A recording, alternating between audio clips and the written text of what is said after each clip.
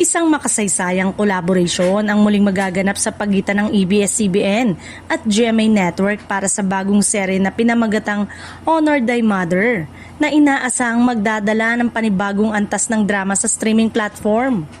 Ayon sa ulat, ang naturang proyekto ay mapapanood sa Amazon Prime Video na patuloy na lumalawak ang katalog ng mga orihinal at exclusive na Asian content.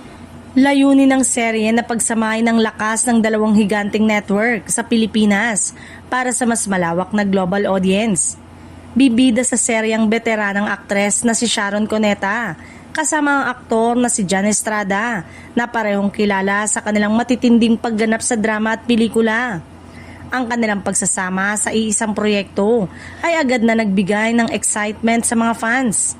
Kasama rin sa pangunahing cast sina Barbie Fortesa at Khalil Ramos na parehong kinilala bilang ilan sa mga mahuhusay na batang aktor ng kanilang henerasyon. Inaasang magdadala sila ng bagong emosyon at enerhiya sa serye. Ayon sa production team, ang Honor Thy Mother ay tumatalakay sa mga temang pamilya, sakripisyo at mga komplikadong relasyon na susubok sa katatagan ng bawat karakter. Inaasahan na ito ay magiging isang dekalibreng drama na tatatak sa mga manonood sa loob at labas ng bansa. Sa ngayon, abala na ang buong cast at crew sa taping ng serye habang hinihintay ng publiko ang opisyal na trailer at petsa ng pagpapalabas. Marami ang nagsasabi na eto na ang isa sa mga pinaka-inaabangang collaboration project ng taon sa industriya ng showbiz.